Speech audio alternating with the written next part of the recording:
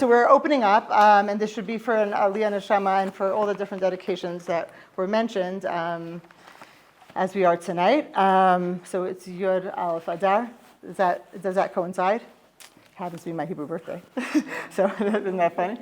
Yeah, so so otherwise I don't know if I would have known the date. Okay, anyway, so the Gemara in Megillah famously says as follows. Amar of Shmuel Bar Yehuda, right? Shmuel, son of Yehuda, says as follows. Shalcha lahem Esther chachamim, right? Esther sends a message to the chachamim. I'm on the first page after the cover, at least in mine. Yeah, okay. Yeah, it says page 1. She sends a message to the chachamim, as we know, and she asks, Kivauni l'dorot, please establish me for generations. And this sounds like that she's asking about the Chag itself, that Purim itself should become a Chag for generations. Shalchulak, and they send a message back to her, and they said, Kinat ma'oreret alinu, you're going to cause this kind of jealousy to be awakened against us, right? Levein ha'umot, amongst the nations, right? We're going to start saying the story of what happened and all the, I don't want to use terms nowadays, but attempted genocide, etc. And why would we want to put that on record and kind of put it out to the world? Sholcha lahem, she sends back to them and says, Ketuva ani al divrei l'malchet madei paras. I'm already written down in the Chronicles of Persian media. This is not something that like people don't know about, etc. Now, we're not going to really analyze the Gemara right now, but what we do know is that there is a question about whether Purim should be established. And when we really think about, for us, it's like, up until that moment, there was only Torah Shebechtav Chagim, right? There wasn't a Torah Shabbat Peh holiday. So the question is actually pretty, it resonates. Like, what are you just all of a sudden making up a Chag? Like, how does that work? Okay, so that's sort of one point.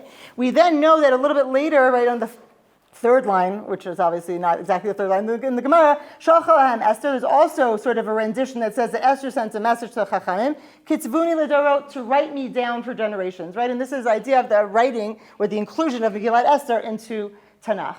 And the Gemara goes on to discuss the question of about Amalek and how many times we have to discuss it in Tanakh, etc. But we're going to leave that. But what is important here is the idea that there's a discussion in Chazal about whether Esther should be included. Now, any of us that have learned a little bit over the years, we know that that's a discussion about a lot of Ketuvim, right? And when we think about it, when you're talking about Kohelet, you could say, I kind of get the question. As the Gemara says there's contradictions. I mean, you can open up Kohelet and see, right? There's contradictions in Kohelet.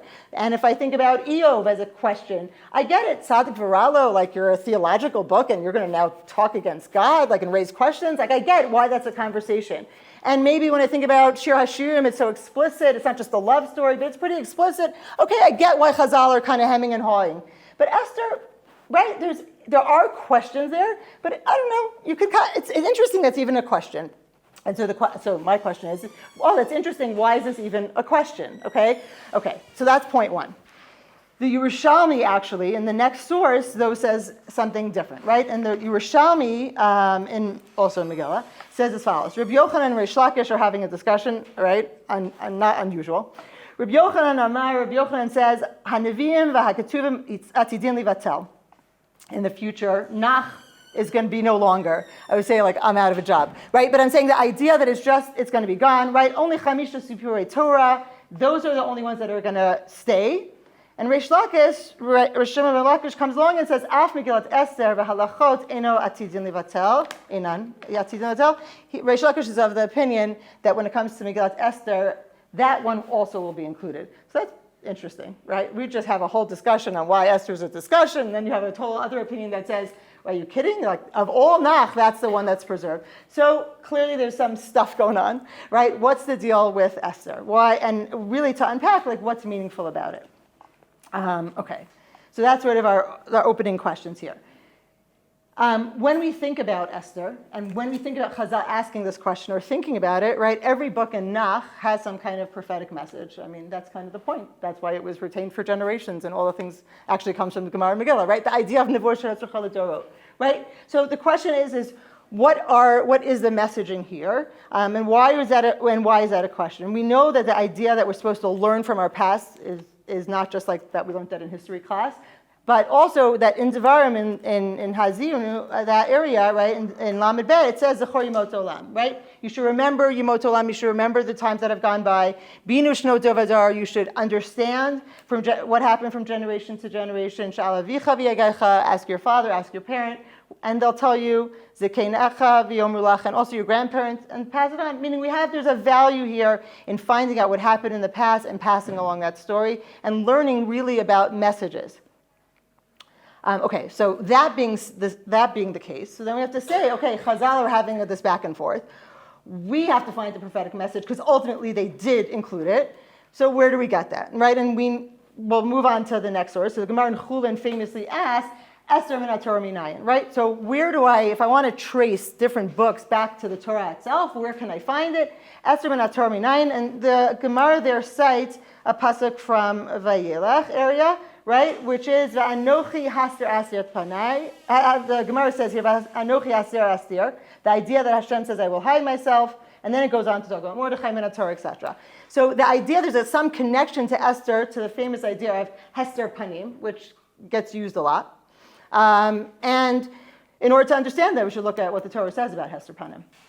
Okay, so Devarim Lamed Aleph, in section 5 here, the source of this, right, again, we're back in Lamed Aleph, Vayomer Hashem al Moshe, right? When Hashem is talking to Moshe, he says, in source 5, Hincha shochev avotecha, right? You're going to lay with your fathers, right? There's going to be a time where you're going to die. V'kama amazeh, and the nation's going to get up. V'zana acharei Elohei nechar, and they're going to turn astray and serve other gods. Asher hu bashama b'kirbo. They're going to be in another land. There's going to be other foreign gods there. They're going to serve them. V'azavani, and they're going to abandon me. V'heferet briti asher karati ito, and they're going to break my promise the covenant that I made with them. At that point, says Hashem, v'chara api in pasuk Yud Zayin there, I'm going to get angry bayom ahu on that day, v'azaftim, and I'm going to abandon them. V'histarti panai mehem, I'm going to hide my face from them. And it goes on with all ra'ot rabot v'tzarot and sad and bad things. And again in Yudchat, v'anochi haster panai bayom ahu, I'm going to again surely hide my face on that day. I'll kol hara'ah, about all this bad that they did because they went to Elohim acherim. Right? And we look at Hester Panim in the Torah itself. And I know when I'm talking to seminary girls, right, Hester Panim a lot of times is it's like sweet. It's like, oh, Hashem's Nes Galoi is Chanukah, Nes Nistar is Purim, and it has it's not ideal Hester Panim, but it's like the second best. It's like B'diavad, right? It's not L'chatchila. We don't operate on that. But when you look in the Torah at Hester Panim, it's not there as a second best. Hester Panim is a punishment, right? It's just very clear. It's a punishment. It's negative. And that's really what's going on here. And then we have to ask our question, Esther, the Chazal are saying, are traced. Why? What's the message? What's the connection to Esther? Esther's traced to this set of psukim. That's intense. That's hard. What is it? What is wrong here? If Esther is being connected to a punishment of Hester Panim, so the next question is what did we do wrong? Right? What's the sin? Okay. I lived in New York when I grew up, and now I live in Israel, as most of us do. If I talk too fast, just slow me down as needed. Okay? Yeah. What? Too fast? Too fast. Okay, so slow me down because I forget. I get too excited and I go back. The Texas part gets left out of my life, In Texas, I can't get away with that. Okay, but let me just recap just a drop and then we'll continue. So I'm glad. Thank you for telling me. First question is the Gemara wants to know if Esther should be included at all in Tanakh. And there's sort of a back and forth where the Gemara Chazal, imagine Esther having a conversation with Chazal, which is anachronistic, right? That obviously she's not talking to Chazal of the Gemara. And then we saw sort of an opposing Gemara, which says that if all the books in Tanakh are going to be not eradicated. Yeah, I guess eliminated. Thank you. They're going to be eliminated. We always say that when we come here, we become alingual, not bilingual. Yeah. So all the books are going to be eliminated, and the only one that's left is Esther. So again, question as to why is there a value here? What's the meaning for it? And then our next step is to say, well, historically, we're supposed to learn messages. That's something that's clear in the Torah, not just sort of what we grow up with. And from that, we say, well, what are we supposed to learn from Esther? So if I go back to Gemara says, well, Esther, where do I know that from? Actually, it's mentioned in the Torah, hinted to, and a pasuk about Hester Panim. And when I look at Hester Panim in the Torah, it's actually not something at all positive. It's completely negative. It's a punishment.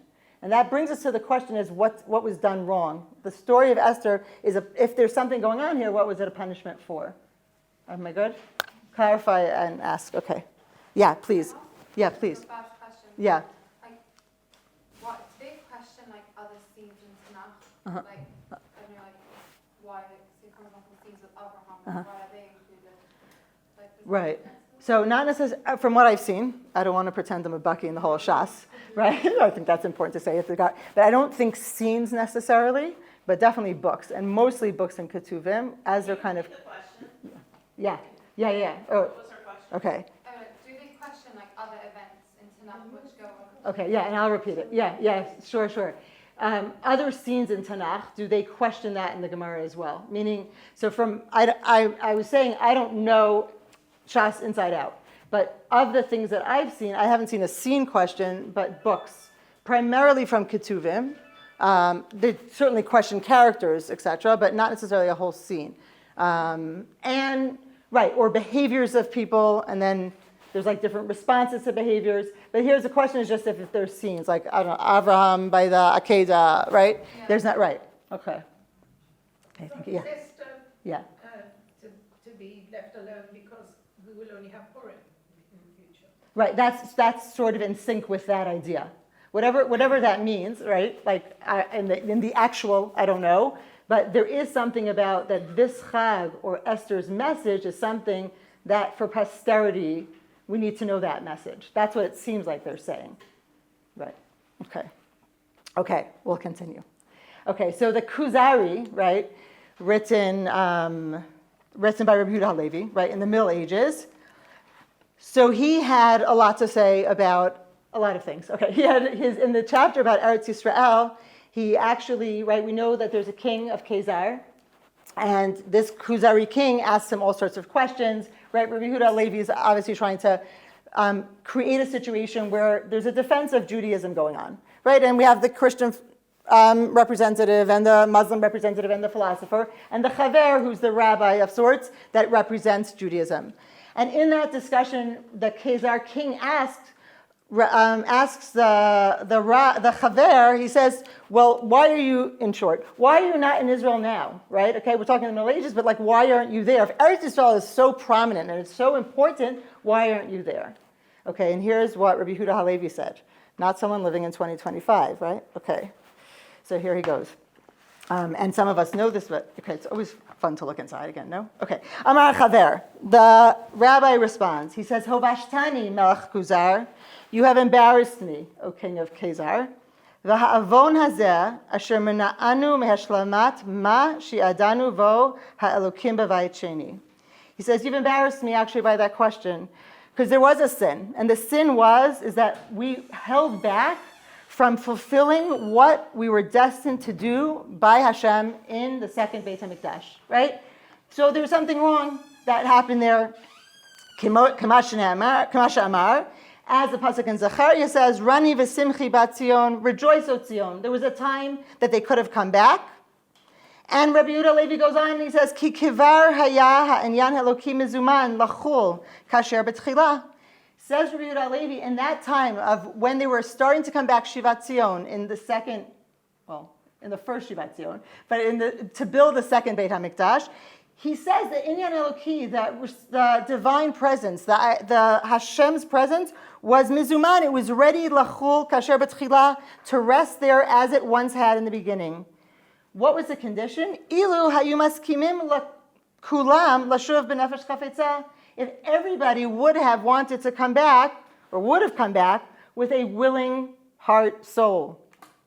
Aval, but says Rabbi Yehuda Halevi, shavu mikzatam, only some of them came back. V'nisharu rubam, and most of them stayed behind. Ugedolehem bevavel, and also their gedolim in Bavel. Right? So Rabbi Yehuda Halevi famously says that at that time, there was a possibility of the coming back for it to be something that would endure. And the problem, or he doesn't say problem, and he doesn't sound PC about it. He says, ha'avon hazeh, the sin was that only some of them came back, and not all of them. They and most of their gedolim stayed in Bavel.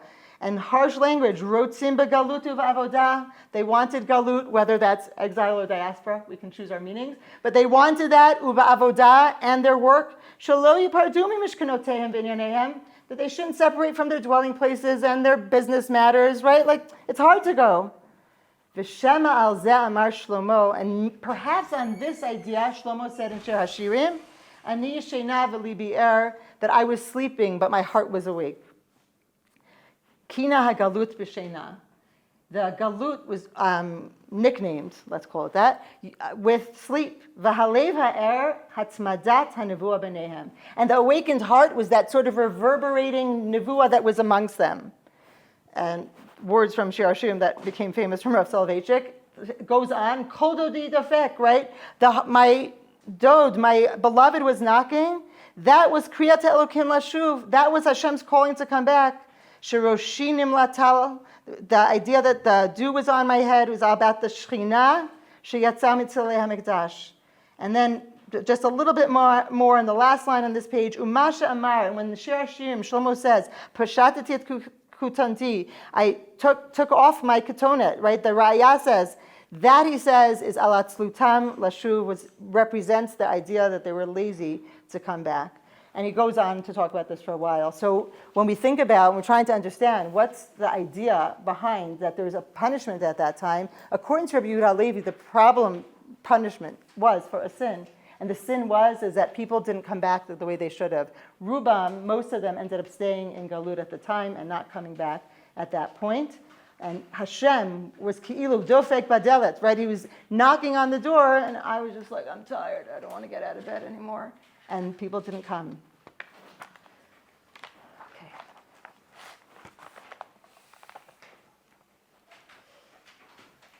Okay, so that being the case, what is Megillas Esther for, right? So Megillas Esther is to tell us a story. And as Rav Liebtech says, right, that way Megillat Esther is said, obviously there's a million approaches and we've learned many of them, but one of the approaches to learn the Sefer is to learn that it's written as a satire, right? Again, you might have seen this before, but we'll review it. The idea that it's a satire, right? That many of our Sfarim, now when we say that, just disclaimer, Esther existed, Mordechai existed. It's not a satire of made-up characters, chas v'shalom, right? This is a story that happened, but that the manner in which it's written is satirical. And we think about satire, right? The idea of a satire obviously is important because why would something be written in a satire? A lot to say out there. Yeah. Oh, it's even easy to reach it. Okay. Wow. Okay. Why would something be written in a satire? Because I don't want to necessarily say something directly, right? I don't necessarily want to say something directly. And we have that concept in Nach itself, right? I mean, if you think about the David and Bathsheba scene, right, where Natan Hanavi comes and says a story to David, because if he would just walk in there and say, David, you messed up, David might have not reacted so well, right? But when he says the story, there was a rich man and a poor man, and he did this and this, David's like, and he's like, you're that man. Right? There's something very different about hearing it that way. So here, it could be that the whole Megillah is actually written in a very particular way. And then we have to think about, why? Why should it not be written straightforward? What's the point? So David, we know, let's say in that example, is because he actually gets the message better, right? I'll say none of us, many of us, maybe all of us, right? It's not so fun to hear someone telling you, you're doing this wrong, you're doing this wrong, you're doing this wrong. At a certain point, it's just like, wah, wah, wah. Or that's at best, right? But to change my behavior because I'm being told, it doesn't always work. Let's look at Yirmiyahu. For posterity, he's amazing, but in his time, not so much. People didn't really like him that much, right? It's hard to keep hearing. And in fact, we know something that the Gemara actually talks about, that what happened in this story was actually very powerful for the Jewish people. The impact was a lot stronger than any Navi, right? And if we look in the next source, which now, source 7. In source 7, the Gemara in Megillah also says, we're on the second page, second side. Right? When it talks about Achashverosh removing his king, Vayasar HaMelech HaTabato, he removes his ring. Amar Rabbi Abba Bar Kahana. Rabbi Abba says, Gedol Hasarat Tabat Yoter me'arba'im v'shmona nevi'im v'sheva nevi'ot. Right? I'm going to keep kicking that. I have to move positions. What we learn is that greater was the removal of Achashverosh's Achashverosh's ring than all the other Nevi'im and Nevi'ot. Meaning there is something about that moment in time that actually had a great impact. And the same thing is true here, that there's a way that the story is told. There's more papers here. Can I pass? Yeah, okay, yeah, and also over here. Okay. I'm not sure who's going where, but I'll put them here. Okay. So there's something important about sometimes a message not being written in a way that is so clear, but everybody gets it, that I can learn from it myself. Okay, so with that, let's look at Esther. And we'll go through a bunch of different things. So actually, realize I put this on the source sheet, so I don't know if I even need a Tanakh. Okay, so starting with Esther, okay? When we start looking at Parak Aleph, we're going to go back and forth to this Parak a lot, okay? But it starts off as follows. Vayihi b'mei Achashverosh, right? It was in the beginning, it was in the time of Achashverosh. Who Achashverosh?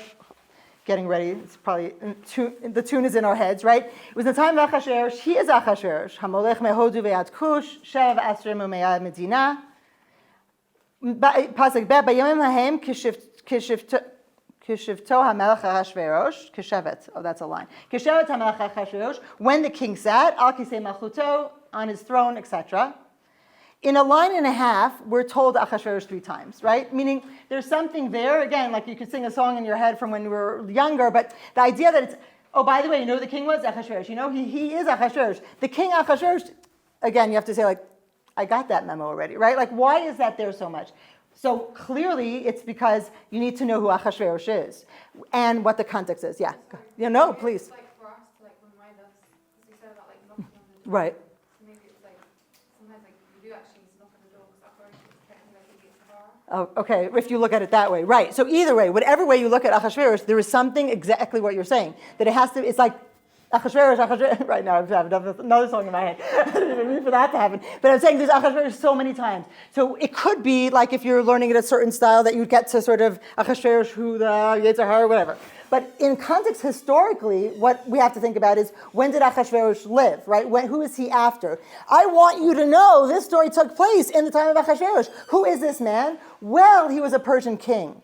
He was a Persian king. Oh, when did he live, okay? And then we have to think about when did Achashverosh live? I'm so used to having a board in my life. Okay, so we'll just do this out loud, right? So when did Achashverosh live? So there's different versions, right? There's different versions, the academic version, right? When we look at Persian records, there's Chazal's version, right? In Chazal, there's only 4 Persian kings, and history, there's like 10. But there's certain names that come up, right? So Koresh, we know, according to all the Deot, was the first, right? Koresh was Melech Paras, and if we wanted to, we'll look at it afterwards, but it's in source 11, just for the sake of seeing it inside, right? The first parak of Ezra. Koresh is the king of Paras. He's the first one, and he's an important one because what does he do? He allows the Jews to go back. And he says, you can all go back to Eretz Yisrael. And not only that, what else can you do? Build a Beit HaMikdash. And not only that, what does he send with them? The Kalim from the Beit HaMikdash, right? And if all of those, you know, we have a lot of midrashim in our heads over time, but when we look sort of at source 13, right, it's all there. Pasuk Aleph, it was in the first year of Koresh, the first king of Paras. And what does he do? He was, again, just looking at the bold there, Pakar Elai livnot lo bait b'Yerushalayim, right? So he sends again a message back to build a Beit HaMikdash in Jerusalem. And in the Pasuk Zayin, Melech Koresh hotzi et klei Beit Hashem, he took out all the vessels of the house of Hashem, Asher hotzi Nebuchadnezzar Yerushalayim. In case you don't know which Kalim we're talking about, it's the ones that Nebuchadnezzar took. So Koresh lets them go back. Koresh lets them have the Kalim. Koresh lets them build a Beit HaMikdash. It's all there. Who's Achashverosh? Achashverosh, according to all views, is after Koresh. And so that already, right in the first pasuk and a half, I have to say to myself, why is anyone in Shushan? Right? There's a problem here. Okay, so that's the first thing that I think is sort of bullet, right, is standing out for us. Okay, again, if I'm going to repeat in a little bit again, but if any repeating needs to be done in between, tell me. Okay. Okay.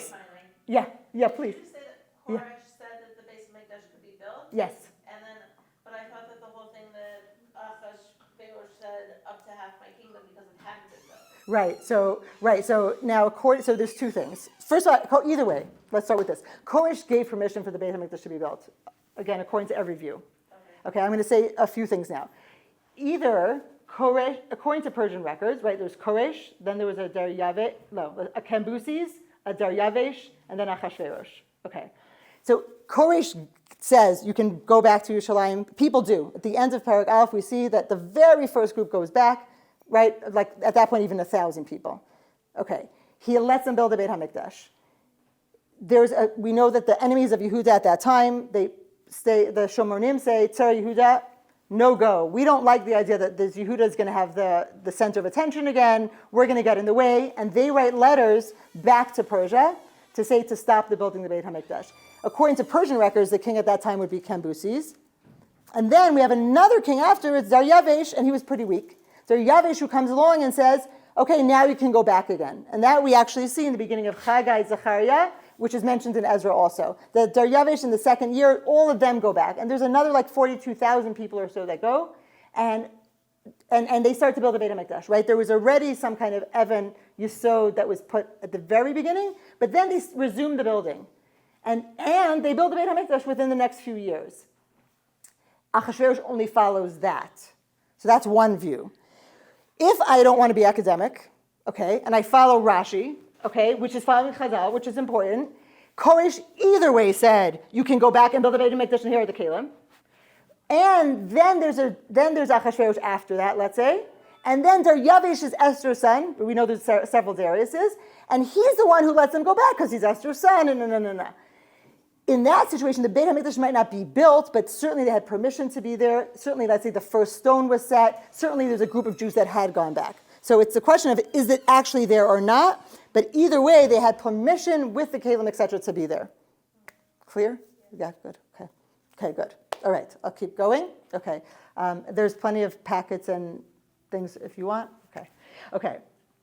Moving along. Okay, so that's first thing. So that's a, in modern slang, that's a diss against the people at that time, right? There's something wrong here. Okay, if we continue in the second pasuk there, it says that he was sitting on Kisei Malchuto, Asher b'Shushan Habira. He's sitting in Shushan Habira, Shushan the capital. Okay. That's one part. And we see Shushan very many times called Shushan Habira in Megillat Esther. And if we look at source 9 also, a famous pasuk in Parak Bet is about talking about Mordechai, and it says, Ish Yehudi haya b'Shushan Habira, right? There was a man from Yehuda who was, these are all available, who was in Shushan Habira. Okay, and then we also have to stop and say, Bira, right? So all my students are like, isn't that Beer? Okay, but Bira, besides for modernity, is the capital. And in Tanakh, the only place that's called Bira is Yerushalayim or / Beit HaMikdash. And if we want sort of quote proof, I don't know, I just like seeing everything inside. But I'm saying in source, let's say 10, 11, these are not the only sources. When David is talking about his son Shlomo taking over, and it says, let's say in source 10, that he says, okay, Shlomo is going to take over, he's the one Hashem chose, and he says, Ki lola Adam habira, right, doesn't belong to the person, the Bira, meaning Beit HaMikdash, Yerushalayim, doesn't belong to a human, but Ki la'im la Hashem, right, it belongs to Hashem. Bira, throughout Divrei Hayamim, etc., is talking about Yerushalayim and the Beit HaMikdash. So you say, one second, what's going on now? Like, Shushan Habira? So they're in Shushan. Not only have they not gone back to build a Beit HaMikdash when they had permission, or maybe there's a Beit HaMikdash there and they're just not there. But what's happening now is that they're actually looking at Shushan and saying, look at this. This area is the Bira. And there's already a bit of a confusion going on as to what's what. And that itself, again, is something that's not so good. Okay. All right. Moving along again, keep asking and as we go. When I'm reflecting, just since I'm on that pasuk, actually, let's go back to this. Okay, we're going to go back. I'm going to be jumping a little bit, and I apologize. But going back into the psukim of Esther Aleph. Okay, it goes on and says after it tells us Achashverosh and that they're in Shushan Habira. Hint, hint. In the third year, pasuk Gimel b'shnat shalosh l'malcho asa mishteh. He makes a mishteh for all the different people. In pasuk Dalet it says beharoto et osher kavod machoto. What does he want to do? He wants to show his wealth, the honor of his kingdom, et yikar tiferet, the glory again of gedula of his greatness. Yamim rabim u'shmonim u'mat yom. He wants this. He does this for a long time. He does it for 6 months, right? For 180 days. Okay. Here also, when we talk about every single thing sort of connecting back, we have a few things that are sort of like right? What happens? You see Yikar Tiferet with Kavod. The idea of Kavod and Tiferet, it's only mentioned also in another context in Tanakh, and that other context was this past Shabbat, right? When we talk about the Big Day Kehuna. The Big Day Kehuna are also the Kavod or Tiferet. So here you are, you're in Shushan Habira, and you're at a party where there's Yikar Tiferet and Kavod there. Like that's supposed to be the Big Day Kehuna. What's going on with you? Not only that, but this party is 6 months, right? And there's a discussion. It's I can't get the words out right now. It's shmonin ume'at yom. It's 180 days. It's 6 months, and in that 6 months, you think about when did it start, right? There's always a discussion. Did it start in Tishrei? Did it start in Nisan? Right? We seem to only have dates work in like the beginning, like that, as if it can't start in October. You know what I'm saying? But anyways, it's either in Tishrei or it's in Nisan. At 6 months. Wait, Tishrei, Nisan, party, dedication. That's ringing some bell. And if you look a little bit after that, just in the next pasuk, ub'mlo'ot hayamim, when those days were milot, like shivat yimei hamiluim, right? He does another party. What we see throughout this here is that the party setup and the way it's described is describing what? Both. If it's in Nisan, that's the dedication of the Mishkan. And if it's in Tishrei, that's the dedication of the Beit HaMikdash under Shlomo, right? It was around Sukkot time.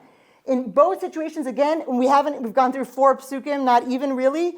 There's one thing after another. It's like bam, bam, bam, bam. You're confusing palace. You're confusing mishta. You're confusing even the king, right? You're confusing who are the Kohen Gadol, etc. And we're not done yet. Okay. Question? No. Okay. Moving along.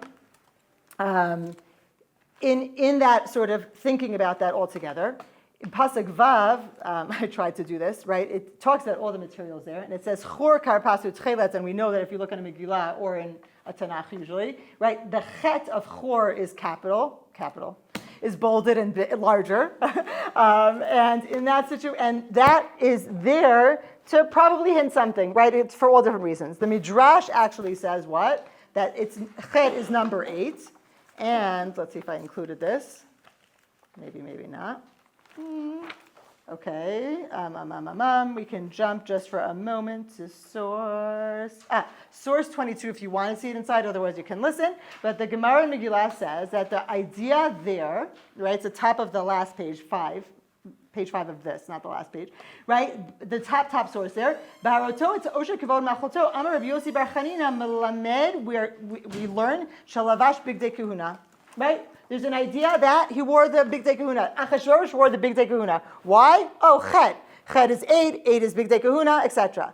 Now again, what do you mean he wore the Bigdei Kahuna? How is that possible? That he's sitting in Achashverosh's palace? Like that doesn't necessarily factually make sense. But what are Chazal saying here, right? Achashverosh, again, is being dressed as a Kohen Gadol. In your eyes, he's the one that's sort of, again, in the Mikdash. That's your Kohen Gadol, is Achashverosh. There's something there also that's very satirical.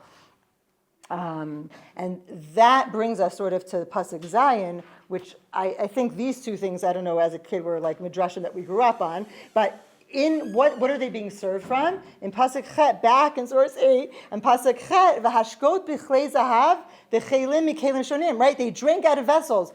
What kind of vessels? Kelim shonim, like interesting vessels, different vessels, right? And Chazal, I didn't put it down here, Chazal say, it was the kelim of the Beit HaMikdash. I mean, when I always do this with my girls the first time, when they read Ezra for the first time, so often they're like, what? The Kalim went to the Beit HaMikdash? Weren't they at Achashverosh's party? Like, how is that happening? Again, what's going on here? The Kalim, are they actually the Kalim of the Beit HaMikdash? The Kalim of the Beit HaMikdash went back already. So Chazal clearly again here are saying that the whole situation, your Mikdash, is not what you're supposed to be. Your Bira is not where you're supposed to be. Your Kohanim are not where they're supposed to be. Everything is sort of awry.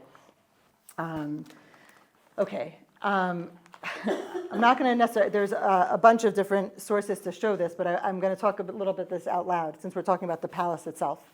The palace itself, and if you want, I'm happy to send you flying around in the source sheet, but the palace itself has at least 4 different spaces. Let's just call it that, right? Let's just think about how it looked, right? We know in the story that Esther, let's say, for example, she talks about, we know that there's a chatzer pnimit, right? There's the most innermost chamber, and we know that Esther says that when Mordechai says, listen, you got to go speak up, she says, are you kidding me? Like, I can't just go in there uninvited. So we have a chatzer pnimit, and that chatzer pnimit is all the way inside, and the only person that can go in with the king has to be invited.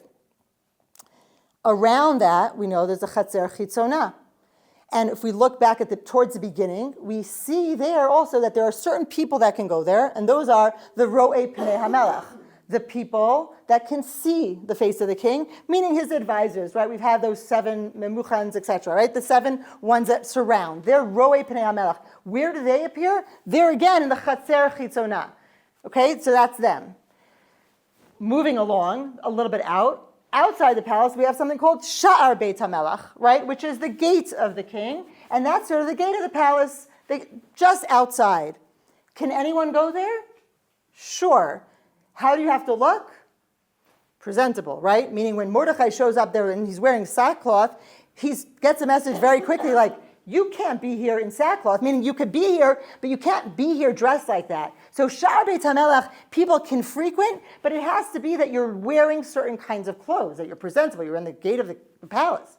And then we have Rechov of Ir Shushan, and there, people can go and be around. It's right outside the palace, and people are around and frequent. And as I'm saying this, for those of you that were already doing this in the first moment, but let's just think about what does that sound so much like, right? We have an innermost chamber. There's only one person can go in when they're invited, right? Kohen Gadol into the Kodesh Kadashim on Yom Kippur. And then we have an area right outside called the Kodesh. And who are there? The roe pnei hamelech, only the Kohanim, right? There are only certain people that can go into that section. Right preceding that, I'm doing it like as if I'm drawing it on the board, even though obviously a building does not look like this, right? So the Azara is the area where all the people can go, but you can only go if you're tahor, right? You can't just go into the Azara, but Am Yisrael is allowed, right? Obviously there's Ezrat Nashim, they can go up into this point, but in general we have a part where everybody can go in, but you have to be in the state of presentable. And then we have what was called Yerushalayim of old, right? Which was just sort of outside, where everyone could go.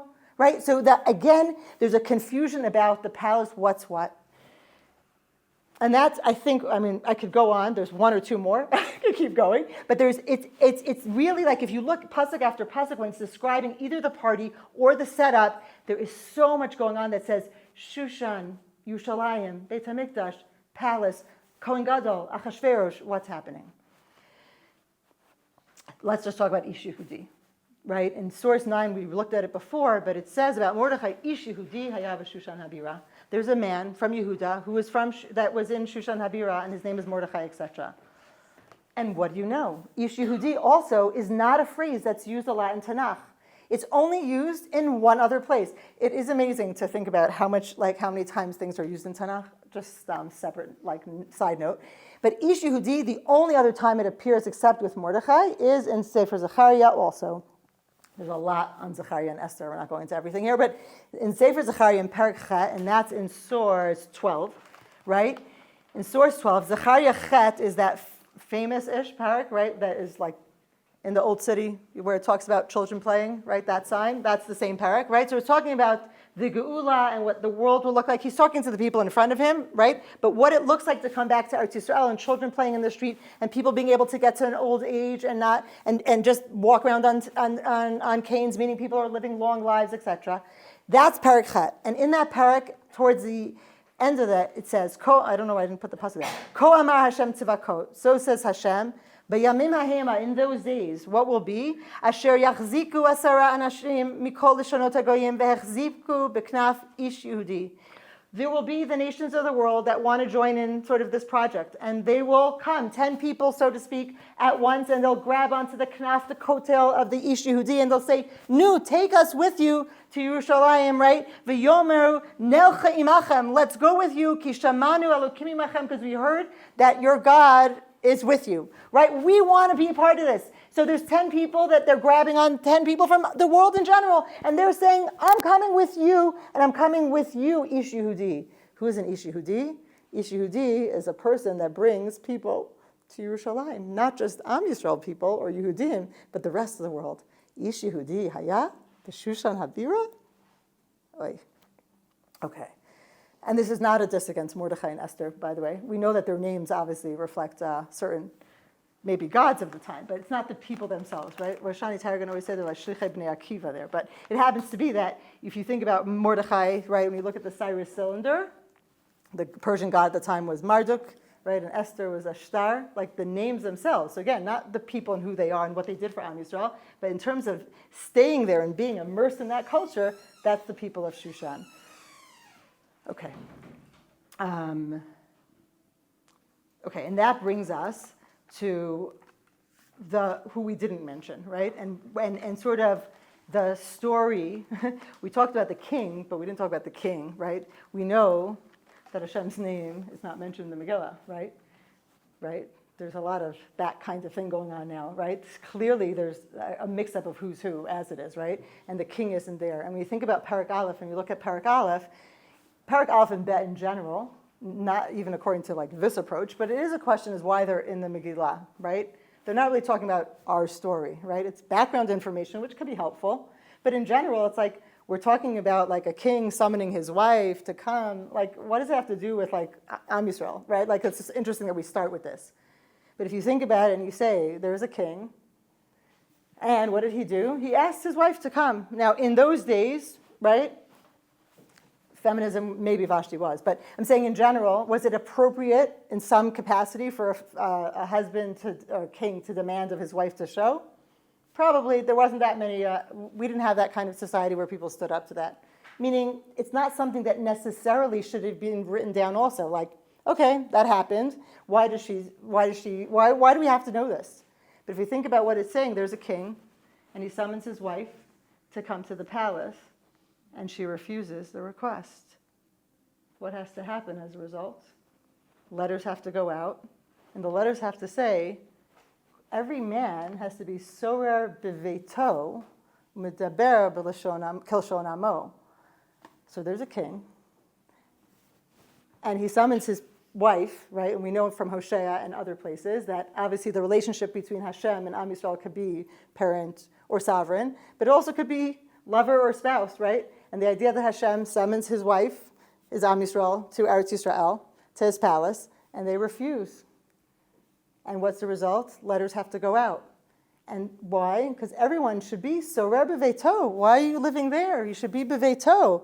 You should not be midabering the way we all are right now in a certain language, but midaber b'lashon hamo, right? We should be speaking the language of Israel. Like, what are we doing here? And there we really see again and again sort of the message of how this is written. And in a way, this is really written as a v'nahafochu, right? The whole story, the satirical way of it being written is saying it's sort of upside down what was going on and what happened.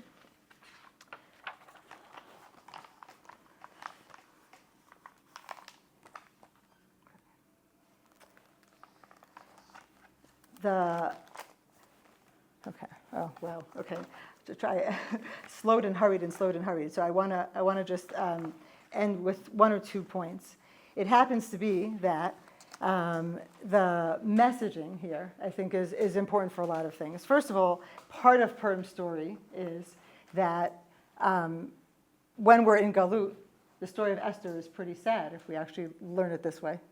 So Baruch Hashem, we're all here. So we got the memo. So it's good to celebrate Purim in Eretz Yisrael. That's first of all. I think it's important to think about. Baruch Hashem, we're back, right? And that's something to think about.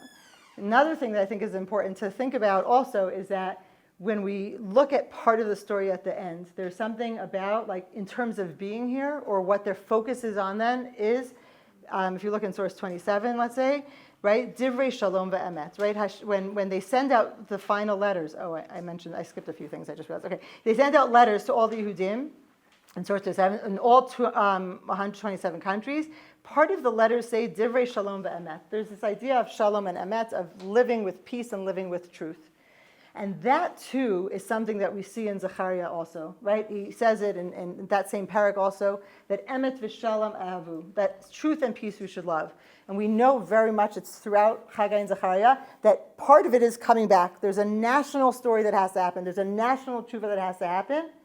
And for that project to work, there's 2 components that are there. And this emet and shalom are both, again, hinted to in the Megillah, or sort of mentioned in the Megillah, but also present very much in Zechariah, to say that for this to work and for it to be maintained, that's something we need also, that we can't ever forget. It's, on one hand, of course, physically come back, of course, nationally come back as a group, and that we need that shalom, which everyone talks about all the time, but it's here also.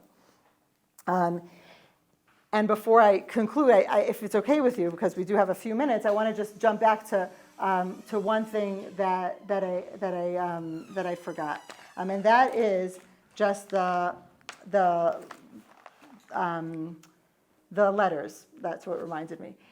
In the original letters that go out, right, from Haman, right, that obviously Achashverosh stamps, but they go out. They're told, obviously, this terrible thing is going to happen to the Jewish people. And that, if we look back here, happens in Yud Gimel Nisan, right? Yud Gimel Adar, Yud Gimel Nisan, right? It's in right before Pesach, as we know. We have a tradition that, like, those were the 3 days where Esther fasted. So Yud Gimel Nisan, right before there. The next, after all that happens, and Mordechai and Esther go up, and Haman is hanged, and all that happens, they then have to send out other letters, right? And in order to rescind, in terms of there's a culture that everything has to be done by dat, right, by the law, and all these letters have to go out. When do those letters go out again? They go out on Chaf Gimel Sivan, okay? Chaf Gimel Sivan. Now, if we think about that for a moment, just my lack of board, I'm just going to talk like this. But Yud Gimel to Yud Gimel Nisan to Yud Gimel Sivan would be 2 months, right? So that's 60 days. And then another 10 days till Chaf Gimel, right? Which means that it's how many days altogether? 70. Right, you can all smile, right? It's 70 days that their lives are hanging in the balance, okay? And that 70 days, we know in Tanakh, we have a concept of Yom Lashana, right? We have a concept of both by the Meraglim, right, that they're 40 days on a mission, and then there's 40 years that they're punished. And we also know about Yecheskel. Yecheskel has to lie on his side for 390 plus 40, 430 days, also because of 430 years of the way things were with the Beit HaMikdash. So this idea also that right there, that idea of like, the king asks you to come back. This is your response. Letters have to go out to remind you this is a punishment for that the 70 years have passed and you're still not back here. That's also, again, sort of hidden, as it were, in the Megillah. And I'll just end with that. In some situations, the Megillah ends with, in source 28, that Ki Mordechai Yehudi was the second to the king, right? He was Ratzah the Rov Achav, V'dover Shalom l'chol zaro. People say, okay, so let's say they learned the lesson. How come Mordechai and Esther didn't come back so fast, right? There's a lot to think about. Like, why were they still there? So the answer is, well, they told their children to come, right? So I feel like Baruch Hashem, again, we're here for Purim, and we're here ourselves. Sometimes it ends up being that the next generation is who it brings us, and that could be that's why we're here. But Baruch Hashem, we all made it in time. So when we have Purim this year, just to rethink about that this is a time also of Shivat Zion, and that we got the message. And I wish you a Purim Sameach.